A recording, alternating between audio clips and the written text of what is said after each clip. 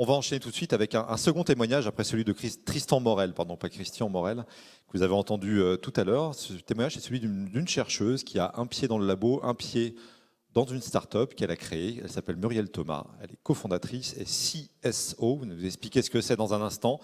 De Carambouche. Voilà, vous pouvez prendre le siège bleu, comme ça on ne sera pas séparés, on ne sera pas trop loin l'un de l'autre. Bonjour à vous. Bonjour. Alors, vous étiez chercheuse, vous êtes toujours chercheuse, hein, je ne veux pas dévoiler le suspense là, de notre entretien, mais qu'est-ce qui différencie, vous avez fait 30 ans d'académie pure et vous avez choisi ensuite de développer Carambouche, je vais nous en parler dans un instant, mais la première question que j'ai envie de vous poser, c'est qu'est-ce qu'il y a de fondamentalement différent entre faire de la recherche en laboratoire et monter une société ? Eh bien, curieusement, il y a peut-être moins de différences que ce qu'on pourrait imaginer. C'est-à-dire que les qualités qui font un chercheur, ce sont avant tout l'opiniâtreté, la volonté de se battre pour une question ou pour trouver des réponses, la capacité à aller chercher des financements pour son propre laboratoire, et également la capacité à fédérer autour d'un projet de recherche, d'une question de recherche. Eh bien, vous voyez que tout ça, en fait, on le retrouve aussi dans le profil et toutes ces propriétés, en fait, intrinsèques d'un chercheur sont nécessaires pour développer une start-up. Alors, comment c'est fait pour vous le petit pas de côté? Alors, on va expliquer, il y a un système qui vous permet aujourd'hui d'être à la fois laboratoire et CSO, vous allez nous expliquer, de Carambouche, mais comment s'est fait le petit pas de côté? À quel moment vous avez décidé que voilà, ce serait bien de sortir du laboratoire aussi? Ça n'a pas été une rupture, en fait. Ça a été vraiment une démarche progressive. Donc, dans mon laboratoire, je produis évidemment des connaissances fondamentales, mais également, j'ai l'opportunité de développer des bactéries qui pourraient avoir un effet santé. Voilà. Donc, évidemment, mes projets de recherche me conduisaient à développer des bactéries avec éventuellement une application santé pour l'homme. Et puis, le microbiote, ce qu'on appelle le microbiote, c'est bien ça. Voilà, à partir du microbiote intestinal. Et puis, il y a également l'écosystème Paris-Saclay. Quand je vous ai dit que dans un labo, on doit passer du temps à trouver des financements pour financer nos projets. Du coup, je me suis appuyée sur l'écosystème Paris-Saclay, les financements pré-maturation, maturation, la SAT Paris-Saclay. Donc tout ça, en fait, petit à petit, ça vous, en tout cas moi, ça m'a permis de passer d'un monde extrêmement académique à un monde qui était plus en lien avec les industriels. Voilà. Donc vous voyez, c'était une démarche vraiment progressive. Et personnelle. Et personnel, oui. Alors, il y a une troisième chose qui est importante, c'est que quand vous êtes beaucoup en contact avec le grand public en tant que chercheur, donc par exemple dans le cadre de communication grand public ou ne serait-ce qu'au salon de l'agriculture pour l'INRAE, eh bien la question la plus récurrente à laquelle vous avez affaire, c'est « mais à quoi ça sert ?»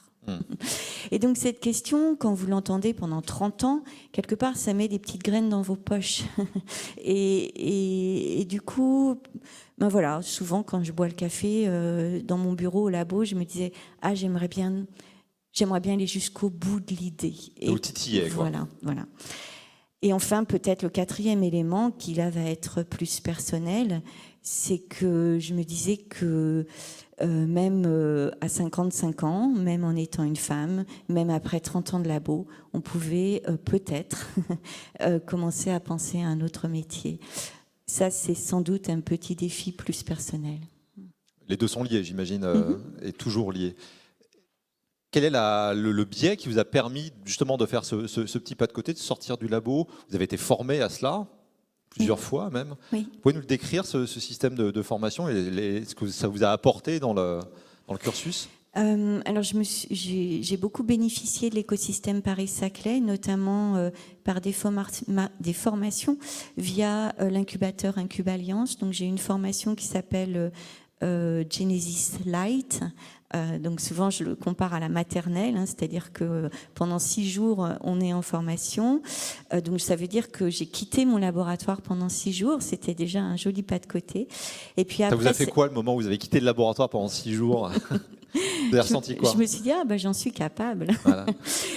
Ensuite, j'ai suivi une formation de 2 mois qui s'appelle Genesis Lab. Donc là, je suis entrée à l'école primaire. Étape 2, ouais. L'étape 2. Et le projet donc Carambouche bénéficie encore d'un suivi par l'incubateur Incub-Alliance dans le cadre de Genesis 22. On sort de l'incubation là fin juillet 2022 et je bénéficie encore de l'écosystème Paris-Saclay parce que maintenant on fait également partie du Fooding Lab de Paris-Saclay de l'école AgroParisTech. Alors, Carambouche ne s'appelait pas Carambouche. Alors, quand vous avez commencé, là, c'est pour l'anecdote, hein, mais c'est intéressant. Oui, pour l'anecdote, parce qu'au début des formations, ils disent comment va s'appeler votre projet. J'avais même pas réfléchi. Donc, j'ai donné un nom qui n'était pas tout à fait adapté. Donc, voilà, on a beaucoup réfléchi autour du nom de la start-up, comme nous tous. Et maintenant, la start-up s'appelle Carambouche. Alors, dites-nous maintenant, Carambouche, en quoi ça consiste? Question d'alimentation, évidemment, c'est votre dada en tant que chercheuse. Pour qui et pourquoi? Alors, en quoi ça consiste? Ça consiste à créer des nouveaux aliments qui sont tout petits par le format. Ils pèsent 10 grammes. Donc, 10 grammes, c'est vraiment tout petit. C'est moins qu'un macaron. Ils sont très riches nutritionnellement. Ils peuvent se manger sans qu'on ait à croquer. Ils peuvent se prendre par la main, donc ils sont compatibles avec un manger-main, et ils ne font pas de miettes. Et donc ces aliments, et ça c'est une innovation d'usage, c'est la première innovation, ces aliments sont dédiés à des personnes qui ne consomment pas suffisamment. En France, il y a 2 millions d'adultes qui souffrent de dénutrition. Ce sont principalement des personnes âgées, ou des personnes qui ont des traitements au long cours, comme des chimiothérapies ou des antibiothérapies sur le long cours. Et nos aliments, comme ils sont bons, tout petits, très pratiques, très nomades, compatibles avec un manger-main, eh bien, ils peuvent se manger tout au long de la journée, voire de la nuit. Et ça répond à une recommandation principale de la Haute Autorité de Santé et des sociétés de dénutrition, c'est qu'il est nécessaire de fragmenter les apports alimentaires quand on n'a pas besoin de consommer davantage. Donc vous voyez que ces aliments, comme ils sont très très riches en nutriments, eh bien on peut les consommer, les grignoter sans s'en rendre compte tout au long de la journée et de la nuit. C'est la première innovation d'usage. L'autre innovation est une innovation plus technologique pour laquelle on a besoin encore de recherche et de développement, c'est d'ajouter en plus des nutriments, notamment des protéines, des probiotiques. Et ces probiotiques, je les ai isolés au laboratoire pour être capables de favoriser la prise d'énergie, l'extraction énergétique. C'est-à-dire qu'avec nos tout petits aliments, vous apportez à la fois les nutriments, à la fois le moteur pour capter ces nutriments. Donc vous apportez l'huile et le moteur. Donc voilà, c'est ça, ces petits aliments qui s'appellent des carambouchés. Pourquoi carambouchés? Parce qu'ils sont carrés, mais aussi parce qu'ils vous apportent du care, du soin. Voilà. Et ils sont dédiés donc aux personnes âgées, aux adultes souffrant de dénutrition. Quand vous sortez de l'hôpital, 60 à 70% des adultes ont perdu trop de poids et doivent être renourris. Alors quand vous êtes très jeune, le fait de se renourrir, c'est pas un problème. Quand vous avez 80, 90 ans, 100 ans, c'est plus compliqué. Vous êtes dans cette phase de développement que connaît Tristan Morel aussi, de passage finalement d'une idée, d'un produit minimal que vous avez aujourd'hui à un produit industriel qui doit être vendu. Comment vous le gérez ça ? Alors, en effet, pour l'instant, on a plutôt un prototype qui a été... Enfin, on en a beaucoup. Il y a beaucoup de prototypes. Voilà, on a beaucoup de prototypes parce que l'idée, évidemment, c'est de proposer des carambouchés très, très variés en termes de goût, de saveur, pour que ce soit bon, pour éviter la lassitude. Voilà. Donc, par exemple, on a même des carambouchés avec un soupçon d'alcool, pour faire plaisir. Ah oui.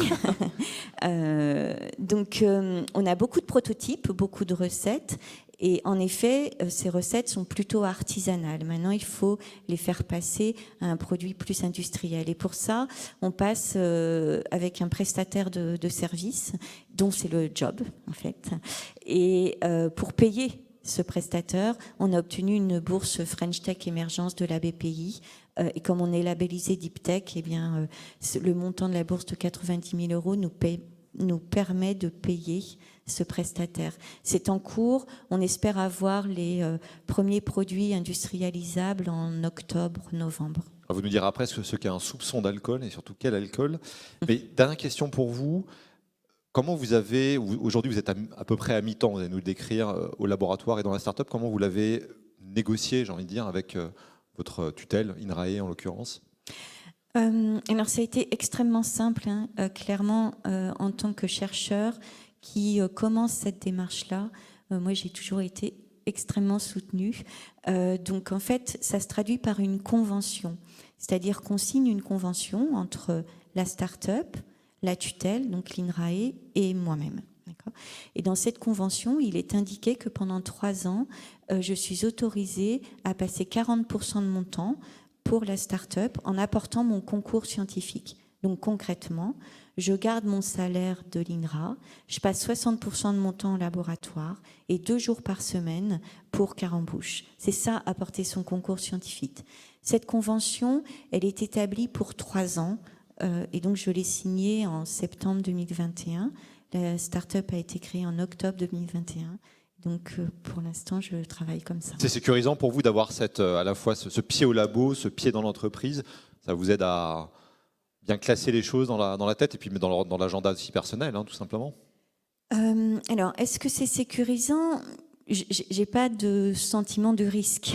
Donc, en revanche, c'est extrêmement important que ce soit fait dans le cadre d'une convention, parce que comme ça, c'est clair. Au laboratoire, les personnes de mon équipe savent que 2 jours par semaine, je suis au travail pour Carambouche et les 3 autres jours pour le laboratoire. Donc, c'est extrêmement clair et donc, il n'y a pas de notion de risque, de sécurité.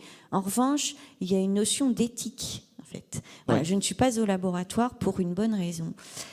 Alors, c'est également important parce que je pense qu'une start-up deep tech innovante doit toujours garder un pied au laboratoire et un pied aussi dans la start-up. Et donc, ce dispositif permet ça.